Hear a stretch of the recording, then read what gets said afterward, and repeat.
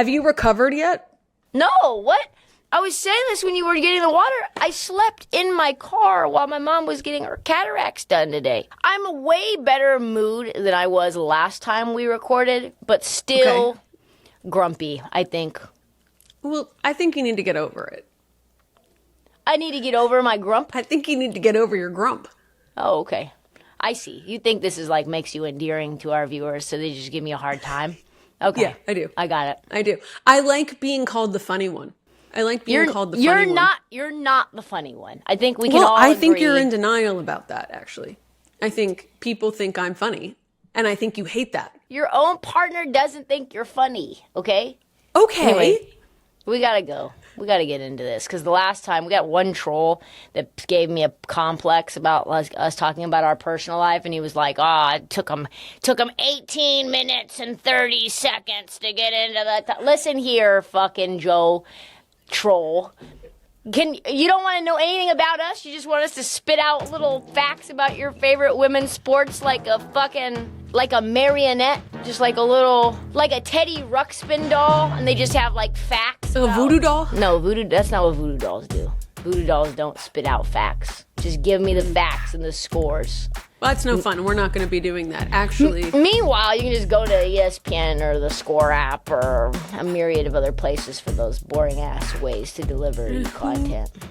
Who wants that? Or you can just push fast forward. How about that? Just push fast forward. I'm a hot girl. I'm a hot girl. I get anything I want. This is my world. I make big moves in my big heels. Since the day that I was born, I've been a big deal. All right, welcome to Let Her Shoot. We were on the road, I believe, actually, and I've thought this before, of course, because it's in the intro, but we are actually the only podcast that's doing this the way we want it to be done. We're the only sports media company in the women's side doing how we want it to be done. We are asking questions that make our trolls say, ooh, that's cringe. Ooh, why'd they ask them? Making the athletes say, bro, that's not a real question. Bro, this can't be real. Just respect for the athletes, the reasons to stay locked in, respect for ourselves. We got Sarah Chavnik here, 2-time Emmy Award-winning producer, also a new talent. She got to parlay with her talent hat on in Indianapolis. She was rolling around. Yeah, it was weird. Feeling herself. Trista Craig, 0-time Emmy Award-winning talent. I think also, though, Sarah, I should get some producer credits. We'll talk about it. I do a lot of work that's not talent. Did you write this rundown? I sent you these things verbatim via text, and I went back to the text to see them. All you did was transpose. That's not all I did. I also put,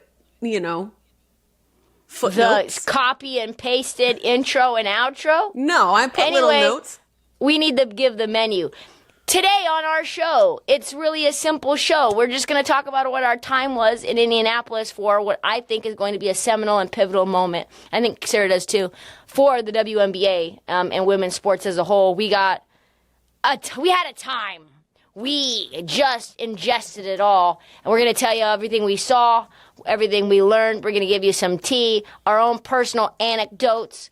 Me and Sarah were terrified of getting bullied by DiJonai Carrington, who looks so fucking good in person, but she also wore sunglasses, so you wonder if she takes them off, whether there's lasers coming out of there. Anyway, we'll bring you along for the ride, Sarah. What was your favorite part of this weekend? I have mine, and I'm curious what yours was. My favorite part was the Paige, Azzi, the hardest, no one can dispute launch, right? That is my girlfriend. I am hers. She is mine. We see the kissing. We see the hand holding, the arms wrapped around. We see the hand on the leg. We see the Yukon team being like, crisscross will make you jump. Literally, when they we'll get to all that, but it was definitely we can't hide the Pazzi thing anymore. There's no, anybody who's in our comments being like, well, you don't know. They could. We do know. Yeah, we do. I don't think, I think they finally put the wrap on that, which, on Was it Thursday night at the welcome orange carpet? Wednesday night. No. Thursday night. What? It was Thursday night. What? It was Thursday night. Okay. So Thursday night at the orange carpet, our girl Maddie Hoops with the scoop of the century on the world's worst kept secret. By the way, scratch that. There's a difference between Maddie Hoops and ISO Maddie.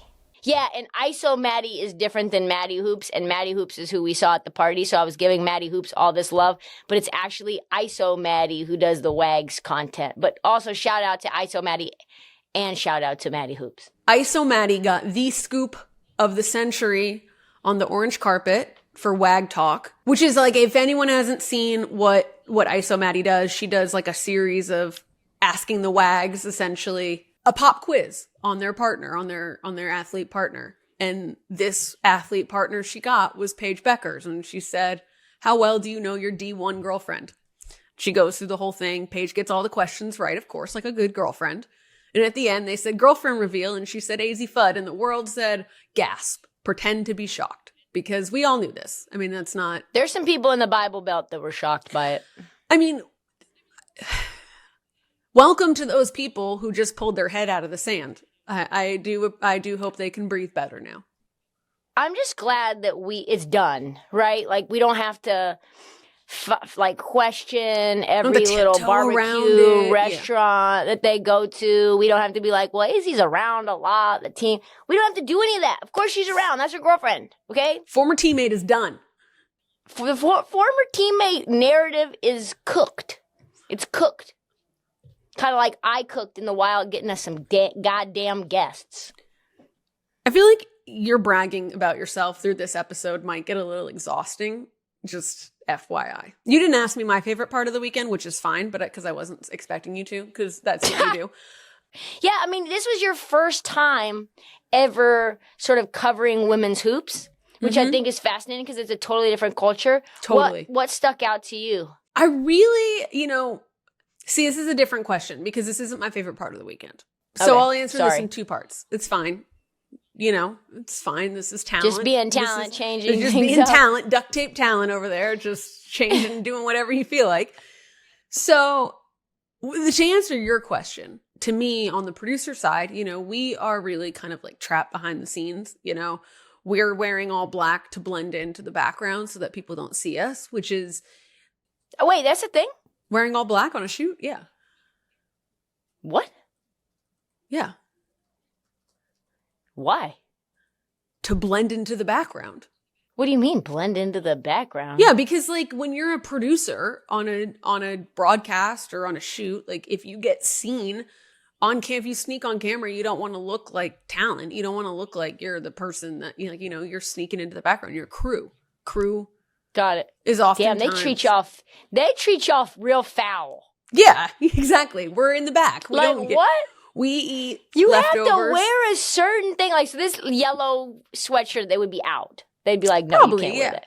It was weird. It was weird being the person that like got invited to parties and like got invited to, to events and talk to people and shake hands. Like that's a weird place for me to be because that's not usually, producers are usually the ones just following around and going to bed at 9 p.m. because we've got to be up to set up location shoots the next morning at 6:00. So that was a unique experience for me. But even cooler than that was actually another part about being a producer is you're never recognized because no one knows what a producer looks like or who the producer is. So like you have to really like lead with your resume every time you meet someone or, not. And then you just hope that they believe you and what you're saying.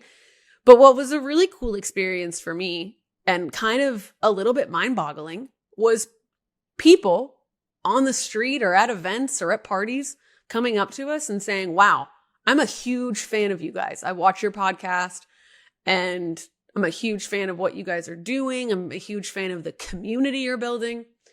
And that was my favorite part of the weekend. That was the coolest thing to me was to see people who are watching this right now come up to us and shake our hands because that's what I want. I want people to feel like they can come up to us and shoot the shit about sports anytime they want. Yeah, that was super dope. It's cool. It's very humbling. It's very humbling for people to be like, I think I love the fans, and I will always be, and I think we'll always be fan first. And there's a lot of places that have their quote unquote talent, or their podcast hosts, or their former athletes that are the lead part of the brand, that they're like untouchable. Like, I don't feel like I could come up to Megan Rapinoe and be like, hey, just wanted to say, like, at all. Hey, what'd you think of that? Yeah, no.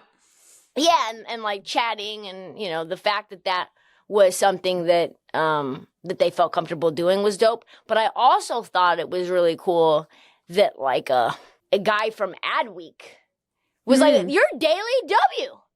How come we need to do a feature on you, and we need to see what you're up to? You guys are gonna explode." And I really was shocked. I was shocked at that. And this, obviously, I thought on a our stuff manner, the thing that I also loved a lot was just the StudBudz stream. How do we want to get into this? So do you want to just kind of go chronologically with our time takeaways? Okay. Let's go chronologically. Let's first and foremost talk about how you got here, right? Yeah, I'm on the plane.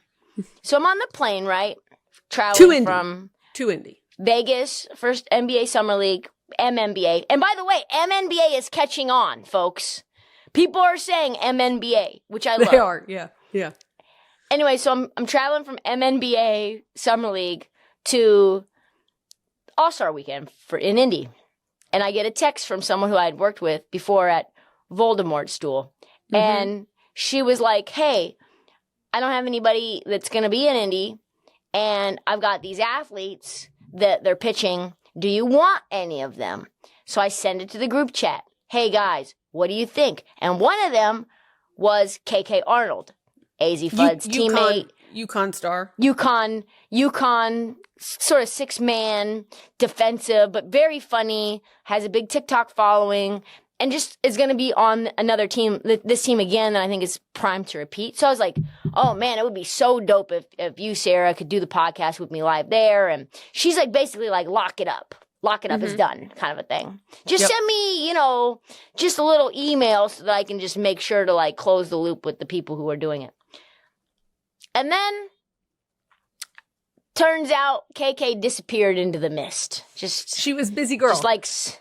Just sand in between her fingers. But anyway, you got the chance to see the 3-point contest live and the All-Star game live for the first time ever. Actually, it was my first time live seeing that too. I've never been live to a women's WNBA All-Star event. We did miss the skills comp because we accidentally got pulled into Renee Montgomery's live stream. But also my purse got. There were people. Okay, so going in, you couldn't bring unraveling here. Okay, but we also missed the skills challenge because of the purse scenario. Okay, let's go back. Oh yeah, so KK. So she disappears into the mist. And we end up deciding, we're going to link up with this agent who I know. There's an Unrivaled event that's going on, Unrivaled, the 3-on-3 tournament. They have like sort of, I don't actually know what it was. It was almost a fan experience. And they had some of the Unrivaled athletes stop through, do Q&A, and then sign autographs and take photos. And then for us, we got an opportunity to do a little 5-minute one-on-one with them. And then Sarah, so let's just start there. How was that for you? That was, so we met up with Brittany Sykes, Slim. And if you don't know who Slim is, she's the one that went super viral because she was walking around during the All-Star game with the Pay Us signs and dancing to Glorilla.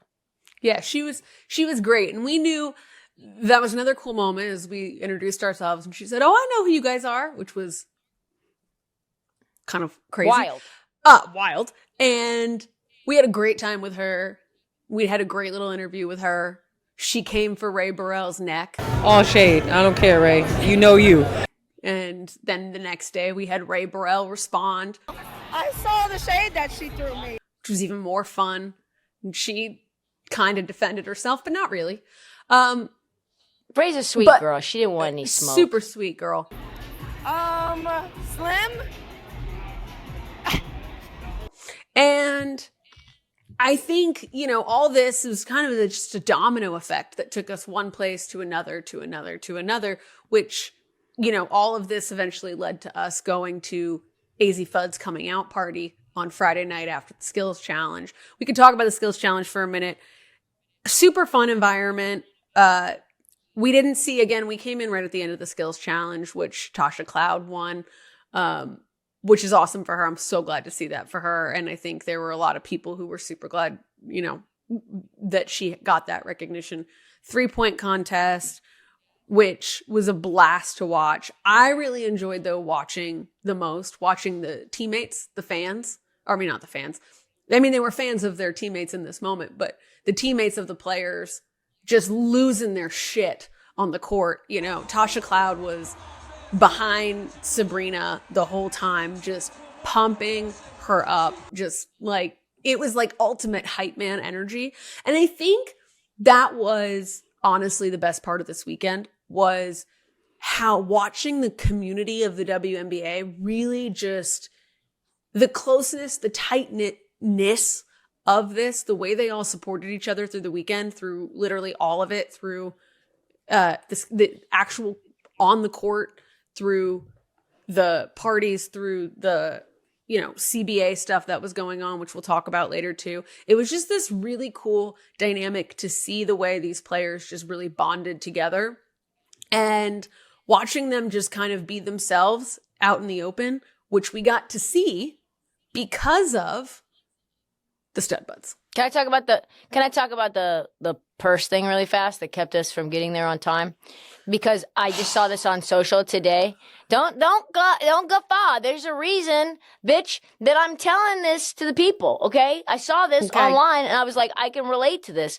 So I don't know if you know this, Sarah, but you can't bring your purse in any bigger than like basically an envelope. Or it has to be in a clear bag. I watched you try to stuff it into the little box for like 20 minutes while I was telling you it's not going to fit, it's not going to fit, it's not going to fit. And then Wahoo was right. Continue. Pause. Stuff it into the box is crazy. Please over continue. And over, stuff it into the box is crazy. Can you continue your story? So you have to go across the street to the Hyatt and drop your bag off, and they only have cash. And again, it was like the sisterhood where people who did have cash, because they also didn't have change, were like, okay, I have $20, 3 other women, I got you. Just either Venmo me or don't. But I saw this. I tried to stuff it in, as you said, Sarah, and the guy was like, nah, you're not doing it. And I was like, but I'm media, and he's like, I know who you are. I love your podcast, but I can't be making exceptions for you, girl. You got to go in. So anyway, I saw when I was walking this, and then I saw a whole TikTok video of it this morning, people were just abandoning their luxury purses. They were just throwing them in the trash. I saw a $1,700 YSL purse in the trash. I was like, you got me real fucked up for the All-Star Skills Challenge? No, ma'am. It's going to the Hyatt across the street. Are you serious? I did leave you at security. I did leave you at security. And guess what? Guess who the real ride or die was? Juju. Juju stayed with me. He went and dropped the purse off. You were nowhere the fuck to be found. To be fair, you had Juju's ticket and I had my own on your phone. And I had my own on my phone. That's not true. That's actually not true. I transferred the ticket to his phone. So he had it on his phone.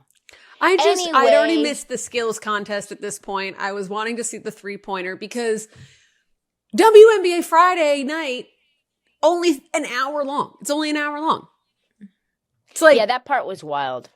We knew Sabrina was going to win it too. Sabrina was just so obviously, she had 30-something points in the skills, in the 3-point contest. I just came away on that event being like, man, this would have been so lit if Caitlin was healthy. It would have been so insane. It was a bummer. We saw her enter the arena. We saw her curve her boyfriend. Because Lexi Hole. Curve her boyfriend. Yeah, we did. Oh my God. Please. Continue. Anyway, talk so we about went to the party. We went to the party then. We didn't know we were going to go. I wasn't sure. You weren't sure. And it's the AZ Fudd Around and Find Out podcast release party, which I don't know if you've ever been. Great name for a podcast. It is. It is. But I don't know if you've ever been to like a podcast release party. I thought it was going to be quite lame. It was not. It's a podcast release party for a player who's not even in the WNBA. College player. With the college player with a performer, the lead performer who's also not in the WNBA, who's a college player in Flaujae. Yeah, Johnson. and that was a cool experience getting to watch. It was like a little private concert. We got a little private Flaujae concert for 1,000 people, which was super cool. Oh, I don't even think it was 1,000. Out. I think it was less. It was maybe like I think 500. it was way less. Yeah, a couple hundred. That and AZ, I thought what was cool. Real quick, because your stream of consciousness is all over the place, and I know that's how my brain works. I know, and it's kind of driving me nuts. Well, I was just going to say that it was cool when we walked into the party that AZ was out with everybody. She wasn't like in the VIP roped off section. She really is the people's princess. She was just taking photos. She was chatting. And I was like, She looked fantastic. Did you see, by the way, real quick, speaking of people's princess, did you see the picture of AZ that I sent you earlier, like holding a baby?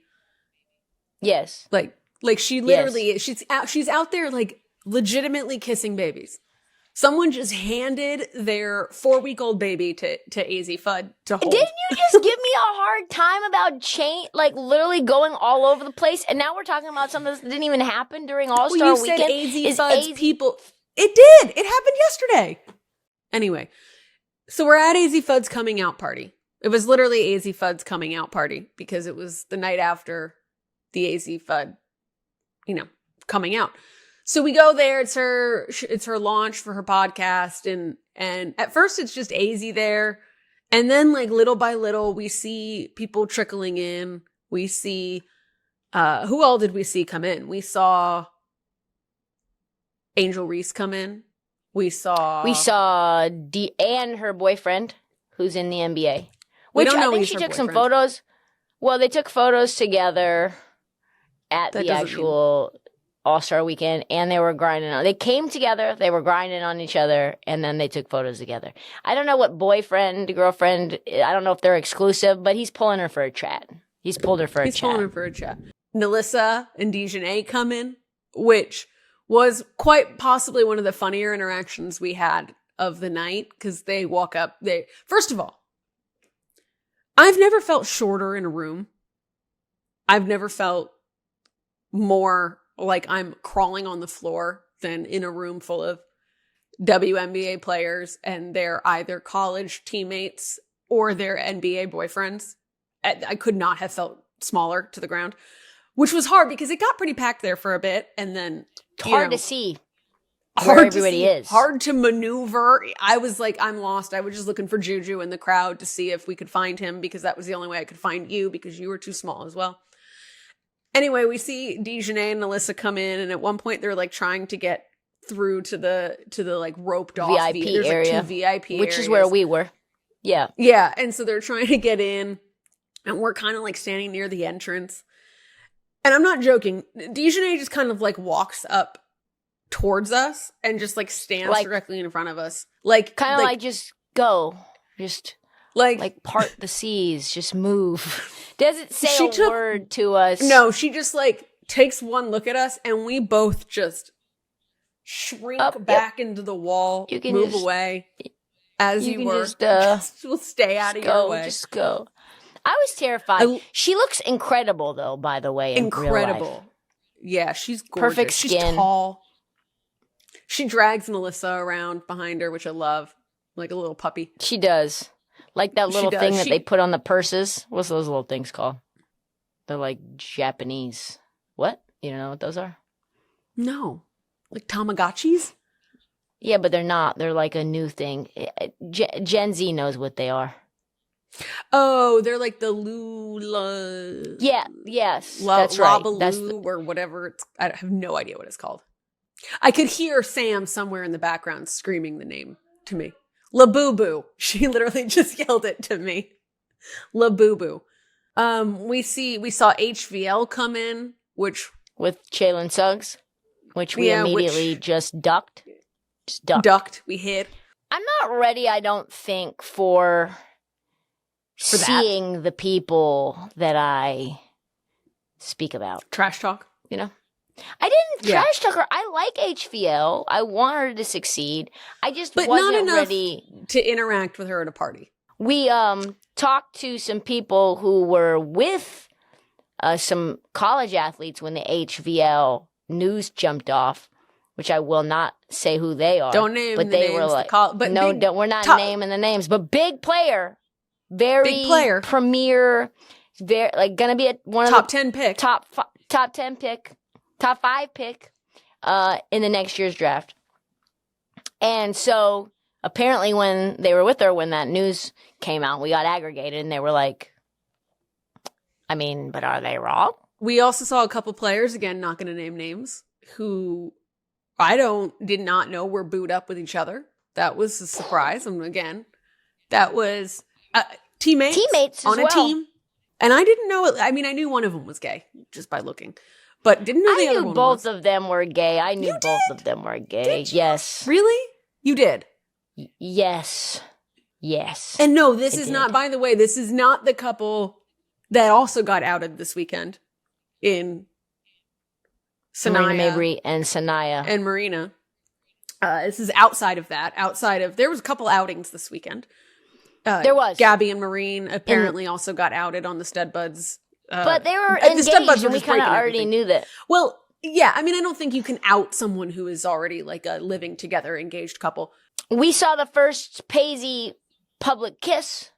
That was exciting. That was actually a really fun moment. I saw it. You didn't, because your back was turned and I was trying to get your attention, but I didn't want to be like super obvious about it. I see AZ just like standing over kind of at the edge of the VIP area. She's like maybe like a couple feet from us, and she's like looking at the door, and I tapped you and I said, Paige is about to walk in. And you said, how do you know? And as we turned around, Paige comes running in the door with KK, there was a bunch of the busiest Nika woman was there. Yeah, busiest woman in America, KK. Sarah Strong was there. Sarah Strong with them. Yeah, Janelle Alfie was there. It was like probably pretty much the whole UConn team. So Paige runs up and like kind of like picks AZ up. And the coolest moment was all of the UConn players just like huddling around them, jumping up and down, hyping them up, like so excited that they've now finally like come out and embraced this. And this was like the first public Pazzi moment. Yes. That, you know, and so Paige, you know, it was cute. They were just kind of like locked in on each other, and just they went to dancing and taking pictures with their teammates. And it was just a really cute little moment. And it just made me feel really happy for them. You know, like this was literally Azzi Fudd's coming out party. I still don't even know what the podcast is about. She said anything she wants it to be. Anything it wants. I saw somebody, I forget, maybe it was either like, we saw Hannah Hidalgo and Sonia Citron there. And there was a lot. We did. I think there was like somebody that was coming in at the same time as, no, you know what it was? It was Kiki. Kiki was coming in at the same time as Sarah Strong, and everyone was just swarming around Kiki. And Sarah was like, ugh, I need to go this way. Get me the fuck out of this. I can just tell that Sarah, if she doesn't like something, her facial expressions are gold. I mean, to be fair, there was a lot of drinking going on at this party. I'm not saying Sarah's drinking. She's underage. I didn't see Sarah drinking. She looked very sober to me, though, by the way. She looked like sober. She was... I think that may have been why she looked so bored, because everyone else was, I mean, they ran out of alcohol at 1 a.m. We were so confident in the amount of alcohol that was being consumed by Team Fee that you put a bet on Team Clark while we were still at the bar. And yes, you lost 2:47 a.m. I was like, these girls are fucked up. We saw Angel standing on the table, dancing. We had AT up in there. I mean, it was every single member of Team Fee that was outside except for Fee. StudBudz came in there. They're shaking their ass or dropping it low. You got Flage in there. She's not on Team Fee, but it was just very hype. It gave very much like College Warehouse vibes. Oh, it was absolutely College Warehouse. This address isn't on a map. It's invite only. You gotta get the Facebook remember those Facebook party groups that you would get like invites to, and it was like a private invite. It's probably dating myself, but you remember those days? That's what we are it felt so like. old. Yeah, I know, right? Like the MySpace party invites. That's what it felt like, though. It felt like entertainment provided by like also within the club. I just thought it was cool, and I said this a little bit earlier, just to put the exclamation mark on it, that the two biggest stars, or the party of the weekend, and it really was. I know the Diplo party was jumping, and which is a Sports Illustrated party, but that was the party of the weekend because everybody went, and it wasn't the day after the game. It wasn't the day of the game. It was the day of the 3-point contest. So, everybody was sort of out and ready, and that was a party hosted by a player who hadn't even gotten into the WNBA yet, and the performance act has not gotten into the WNBA yet either. So that just shows you it's almost like Azzi is having the sort of run that Paige did last year, which is very, very cool. It'd be like if Paige had that party last All-Star Weekend. Yo, we got to thank our first sponsor, Fuchs Financial, a financial advisory that helps real people plan for achievable retirements. Ben is a real one, by the way. Go and follow him on his YouTube. There's no scripts, there's no sales pitch. He just gives you some advice that you can use. Fuchs Financial, planning without pressure. I like that. I want to talk about the biggest gossip breaking of the week. Did not come from any reporters. Did not come from anybody but the StudBudz, who was their 72-hour live stream. I read yesterday was averaging 180,000 viewers. Really? I thought when we would be in the stream, because we were watching it, everybody was watching it. When we went to the Unrivaled event, they had it on their big screen. They were just watching them the whole time. That was just like part of the entertainment. And we would watch when we weren't doing stuff. But I remember seeing like 37,000 on it or 10,000 on it. Maybe it's just in terms of how many would Maybe it watch was throughout the day. 180,000 total. Yeah. But maybe they it was now like a have day. their own merch. Maybe they were averaging a day. So what's the thing that they broke that you found to be the most impactful? They outed Sanaya and Marina. Well, they didn't really out them. They kind of outed themselves on the stream. Which they outed themselves on the stream. They did. They did. They did. They had... Well, first of all, let's just talk about the StudBudz stream in general. Because they were the highlight of the weekend on social media. Yes. And I think that the attention that they brought to this event had people locked in between game time, right? Like it wasn't as if people were only tuning in for a little bit of pregame, for the actual game, for a little bit of postgame, maybe if they really wanted to hear a breakdown. And then then TV off, mind off, they've forgotten about it. The StudBudz kept people who were not there, who did not have tickets, who did not get invited to these parties. They brought them in on everything that they did.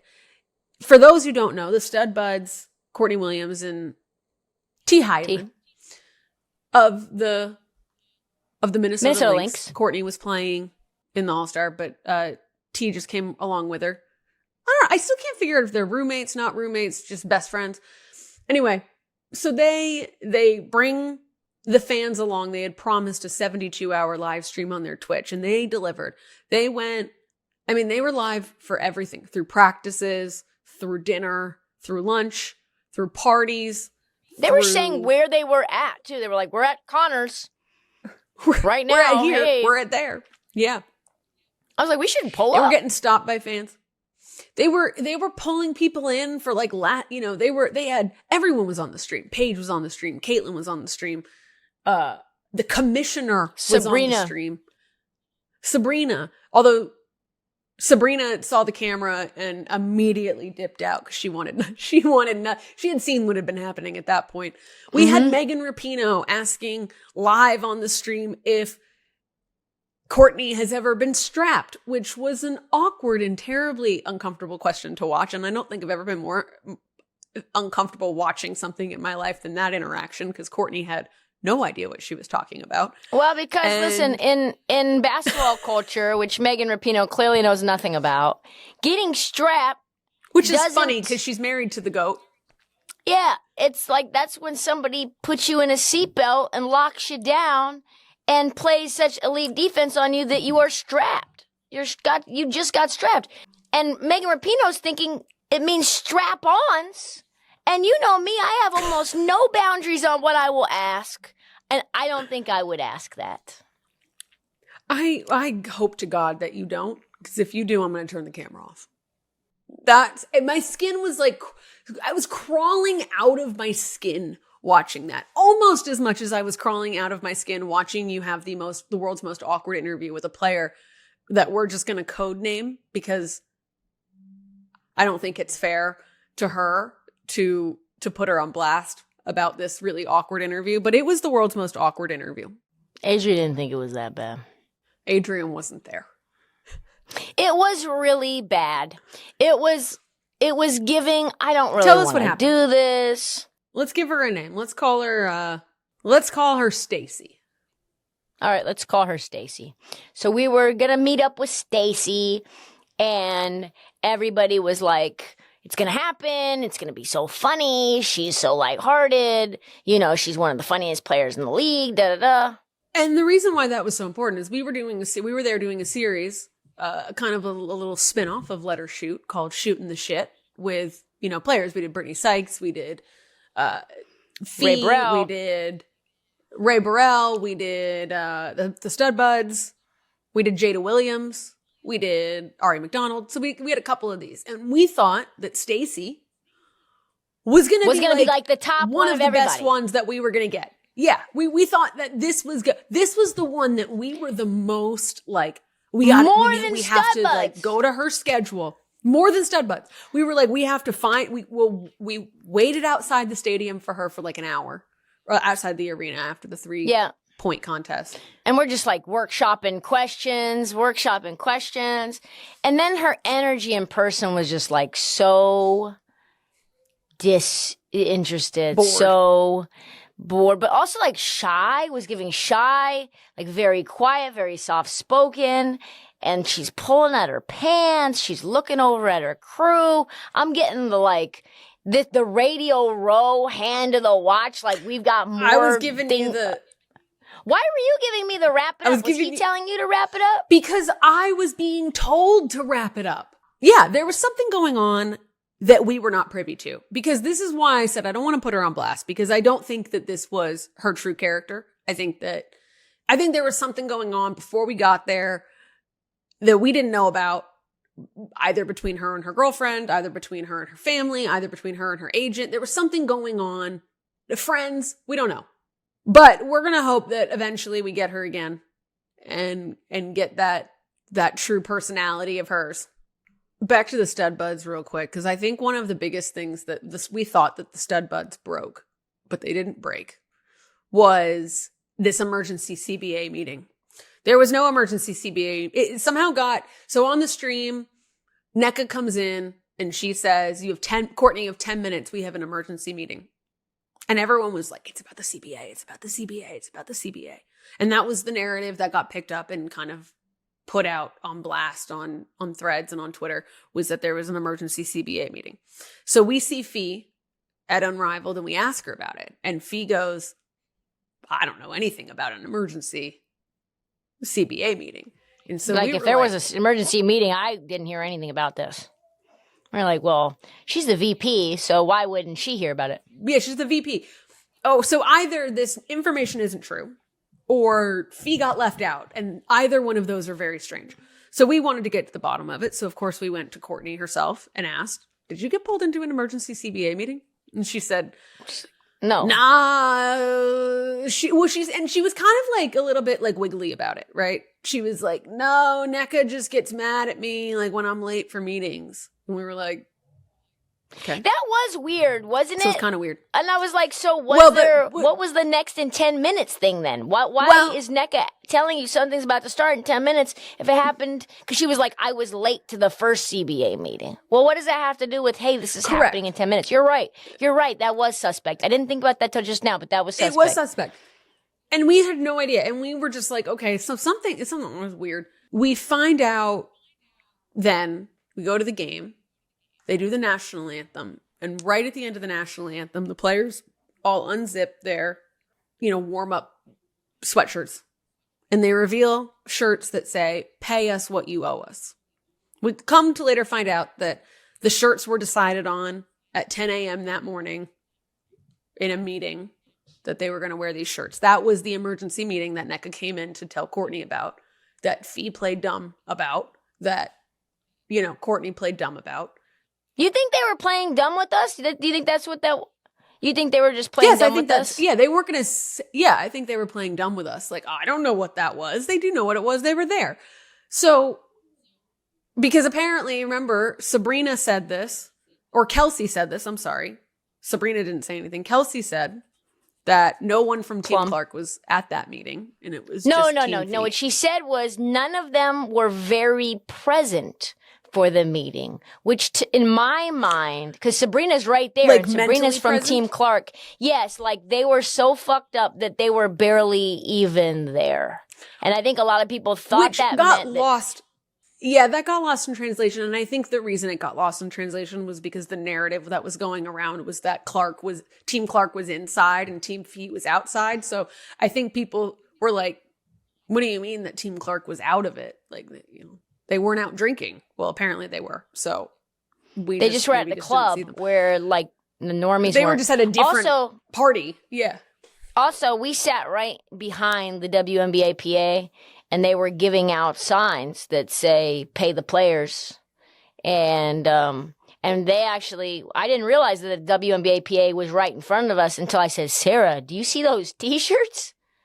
Oh my gosh, I was kind of shocked, honestly. I was like, I just didn't anticipate it at all, and I was like, oh my God, they're wearing those shirts. And I was like, I love it. And you're like, I love it too. It was cool. I was shocked but loving it. And they snapped their head right to us and they said, we love that you love it. This all came off of reports that earlier in the week they had met about the CBA and that they were not happy with basically what the WNBA was offering. And essentially what the WNBA was offering was not what they were asking for in terms of percentage-wise when it comes to revenue share and salary.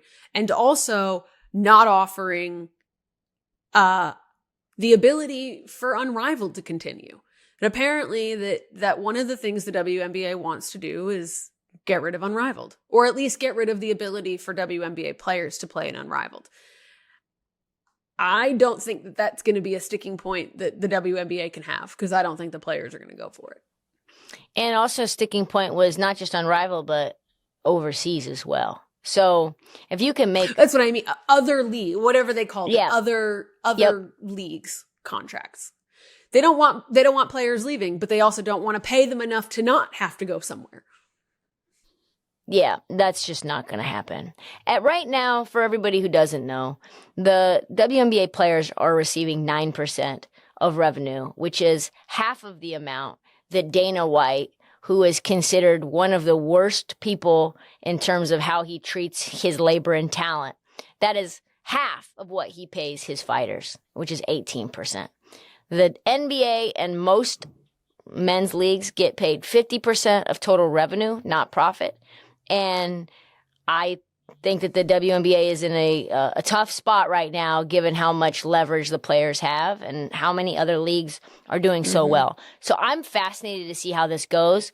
I've been saying since I interviewed an economist who wrote a book on the labor agreement with the WNBA called Slaying the Trolls, this guy David Berry. I interviewed him, I think, back in October. And ever since he and I talked, he doesn't believe this, but I do. I think there's going to be a lockout. I think that it's just going to be too difficult to find the place that the WNBA PA wants, which is a better percentage of revenue and minimum salaries with non-exclusivity outside of the season. I don't think it's going to, I know that you think it's going to get to a lockout. I don't think it's going to get to a lockout. I think it's going to get close. I think it's going to get really What do you close. think percentage that But I they don't- what do you think the percentages that they would agree to? I mean, Fee told us that there's a minimum. Right? She said that there is a minimum that they will accept. She won't tell us what that number was. I'm going to guess 30 is their minimum. They're asking for 50. I think 30 is the minimum. We don't know. They've never said 50. They've said equal to the men's. Not, and I think this is the problem. And what I've noticed is people are really missing is people think that they're asking for equal pay to the men. And they're not asking for equal pay. They're asking for equal percentage. And there's a big difference in that. People also keep saying, oh, well, the WNBA loses money. Well, also not true. The entity as a whole, to their investors, loses, X amount of money, or like the owners. We actually don't know. We actually don't know. We actually have no idea what the economics are. I wouldn't even allow us to say that. Correct. They're telling us that they're losing money, but there's a lot of economists and a lot of experts in the industry who do not believe that to be the case. Jamel Hill talked about that today on a podcast, that she does not believe that's the case. The narrative is that we can't pay them because they're losing money. And I think there's a lot of people within the WNBA and the PA who are arguing this, that are saying, we need to see your books because I don't believe you. And I think that's a big source of tension for this, is because we don't know what's going on with them financially. We know that the NBA subsidizes and takes 40% of what the profit margin is for the WNBA, because that, in their mind, we own the WNBA, we're taking our money back. And that's obviously going to cut into what, there's also all these like loopholes, right? Like that teams have to meet X amount of money on ticket sales in order to be eligible for a revenue share. And it's like, they have all these loopholes that like they almost make it impossible to meet so that players cannot earn their keep. And that's what these shirts, pay us what you owe us, means. Fee said they have a number. They have certain things. I don't think that the WNBA is going to allow it to get to a lockout. They cannot operate with, what good does that do anybody having a season that's not played? What good does that do a single human? No one. It does no one any good. It doesn't help them make money. It doesn't help the owners make money. It doesn't help these venues that they're now moving. We're not playing in high school gymnasiums anymore. They're renting out space. These places can't sit empty. These players can't sit on the sidelines for a whole season. They can't afford it. So I think a deal will get done. I think if you're a WNBA player, you're used to not making any money. You're making $75,000. This is not about this CBA. It's about future CBAs. And the number has to be 50. And honestly, to me, in my opinion, then these NBA owners that own their WNBA teams, you shouldn't take a penny from the revenue. Mm-hmm. Your financial situation is benefiting from when you decide to sell this franchise, because the valuations of these franchises now are through the roof, to the point where expansion franchises are going for $250 million. And guess who gets that money? The owners. The owners split the expansion fees. So why are you taking a single penny of revenue from these women? It should go into that bucket. The women should split it with the league. And the NBA owners should make money from the value and the investment in that team, not from the popcorn sales and the patches on the jerseys.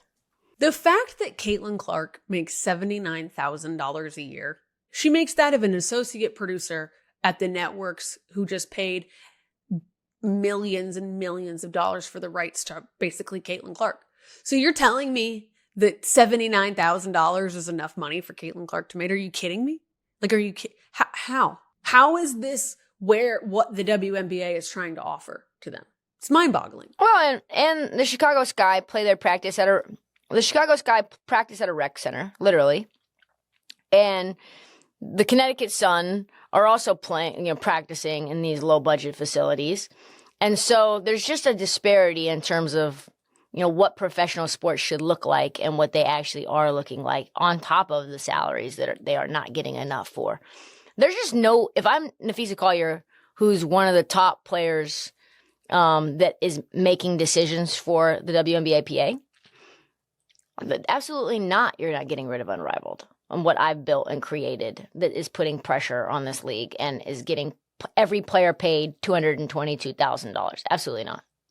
I did hear, though, that when the broadcast was showing all the signs right behind Team Clark's bench that said pay the players, that commissioner, who was just literally dancing with the StudBudz 2 nights ago, was absolutely furious that ESPN showed that on the broadcast. Yeah. Kathy, yep. So it's fascinating. It's fascinating.